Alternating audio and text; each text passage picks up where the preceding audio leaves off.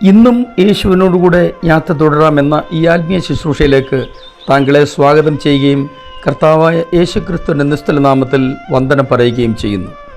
മറ്റൊരാളുടെ കാഴ്ചപ്പാടിൽ തീരെ ചെറിയ കാര്യം എന്ന് തോന്നിക്കുന്നതാണെങ്കിൽ പോലും അതിന് നന്ദി പറയുന്ന ശീലം പാശ്ചാത്യരുടെ ഇടയിലുണ്ട് എന്ന് ഞാൻ കേട്ടിട്ടുണ്ട്.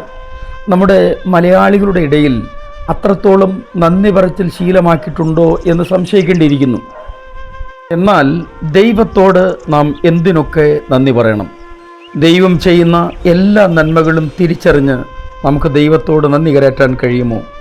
അപ്പോസ്തലനായ പൗലോസ് പറയുന്നത് എല്ലാറ്റിനും സ്തോത്രം ചെയ്യുക എന്നാണ്. വാസ്തവത്തിൽ അതിൻ്റെ അർത്ഥം എല്ലാറ്റിനും നമ്മൾ നന്ദി കരയറ്റണം എന്ന് തന്നെയാണ്. മലയാളക്കരയിലെ ചിലരുടെയെങ്കിലും ശൈലി പ്രാർത്ഥിക്കുമ്പോൾ ഇങ്ങനെയാണല്ലോ, നന്ദിയോടെ സ്തോത്രം, നന്ദിയോടെ സ്തോത്രം എന്ന് പറഞ്ഞുകൊണ്ടാണല്ലോ. ഇന്നും നമുക്ക് യേശുവിനോടുകൂടെ യാത്ര തുടരാം. ചില നിമിഷങ്ങളിലെ തുടർധ്യാനത്തിനായി വിശുദ്ധ ലൂക്കോസിന്റെ സുവിശേഷം 17-ാം അധ്യായം 15-16 വാക്യങ്ങൾ വായിക്കട്ടെ. അവരിൽ ഒരുത്തൻ തനിക്ക് സൗഖ്യം വന്നത് കണ്ടിട്ട് ഉച്ചത്തിൽ ദൈവത്തെ മഹത്വപ്പെടുത്തിക്കൊണ്ട് മടങ്ങി വന്ന് അവൻ്റെ കാൽക്കൽ വീണ് അവന് നന്ദി പറഞ്ഞു. അവനോ ശമര്യക്കാരൻ ആയിരുന്നു. കർത്താവായ യേശുക്രിസ്തു ഒരിക്കൽ 10 കുഷ്ഠരോഗികളെ സൗഖ്യമാക്കിയ സംഭവത്തിൻ്റെ പശ്ചാത്തലമാണ് ഈ വായിച്ച വാക്യം. കർത്താവിൻ്റെ യാത്രാമധ്യേ 10 കുഷ്ഠരോഗികൾ ഒരുപോലെ യേശുവിനെ എതിർപ്പെട്ടിട്ട് അവർ വിളിച്ചു പറയുന്നു, യേശുവേ നായക, ഞങ്ങളോട് കരുണയുണ്ടാകണമേ എന്ന്.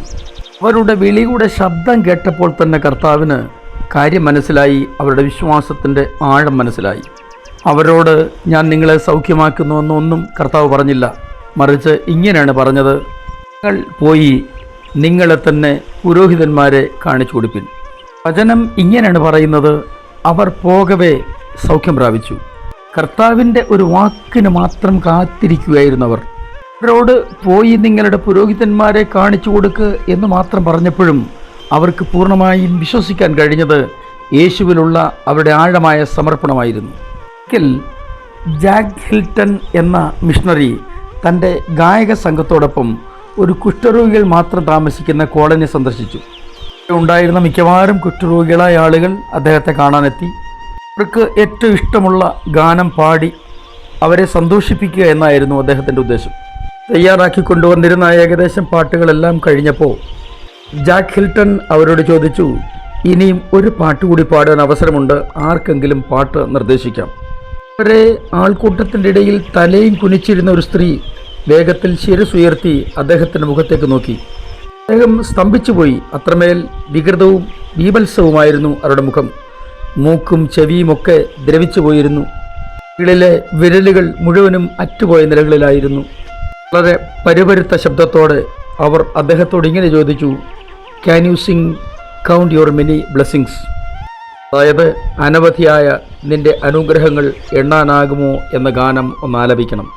ഇത് അവരോട് മറുപടി പറയണമെന്നറിയാതെ ഇദ്ദേഹം കുറേ നേരം നിശബ്ദനായിപ്പോയി. കാരണം ഇവരുടെ ജീവിതത്തിൽ എന്ത് അനുഗ്രഹമാണ് ഇവർ പ്രാപിച്ചിരിക്കുന്നത്. അങ്ങനെ ഇവരുടെ മുമ്പിൽ ഈ പാട്ട് പാടി അവതരിപ്പിക്കും. അപ്പോഴൊക്കെ ദൈവം തന്ന നന്മകൾ എണ്ണുന്നതിന് പകരം നമ്മുടെ ജീവിതത്തിലെ ഇല്ലായ്മകളോർത്ത് കരയുകയും വിലപിക്കുകയും നിലവിളിക്കുകയും നിരാശപ്പെടുകയും പ്രാർത്ഥിക്കുക പോലും ചെയ്യാതിരിക്കുകയും ചെയ്യുന്ന ശീലമല്ലേ പലർക്കുമുള്ളത്. അദ്ദേഹം തൻ്റെ ഗായക സംഘാംഗങ്ങളോട് ഇങ്ങനെ പറഞ്ഞു, ഇതുവരെ പാടിയ ഭാവത്തിലും വികാരത്തിലും ഇനിയും പാടുവാൻ എനിക്ക് കഴിയില്ല. ഇതുവരെ ഞാൻ മനസ്സിലാക്കിയിരുന്നതിൽ നിന്നും എത്രയോ ആഴവും ഹൃദയസ്പർശിയുമാണ് ഈ പാട്ടിൻ്റെ വരികളുടെ അർത്ഥം. ജീവിതത്തിൽ നിന്നും പ്രാപിക്കുന്ന നന്മകൾ, അതിന് നന്ദി പറയുക എന്നതാണ് ജീവിതത്തിലെ ഏറ്റവും ഉത്കൃഷ്ടമായ അവസ്ഥയെന്ന് നമ്മൾ മറന്നു പോകരുത്. തങ്ങളുടെ കുഷ്ഠരോഗത്തിൽ നിന്ന് വിടുതൽ പ്രാപിച്ചവരിൽ 10-ൽ 9 പേരും യഹൂദരായിരുന്നിട്ടും അവർ കർത്താവിൻ്റെ അടുക്കൽ മടങ്ങി വന്നില്ല. അവരുടെ കാര്യം കണ്ടു അവർ തിരികെ വന്നേയില്ല. എന്നാൽ ഈ ശമര്യക്കാരനാകട്ടെ യേശുവിൻ്റെ അടുക്കൽ മടങ്ങി വന്ന് അവൻ്റെ കാൽക്കൽ വീണ് ദൈവത്തോട് നന്ദി പറഞ്ഞു, യേശുവിനോട് നന്ദി പറഞ്ഞു. നമ്മുടെ ഇല്ലായ്മകളെ മാത്രം ചിന്തിച്ചു കൊണ്ടിരുന്നാൽ ഒരിക്കലും നമുക്ക് വേണ്ട നിലകളിൽ ദൈവത്തിന് നന്ദി കരറ്റാൻ കഴിയില്ല.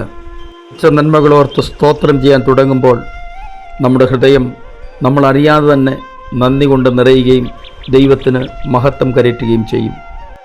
എല്ലാവരെയും സഹായിക്കട്ടെ.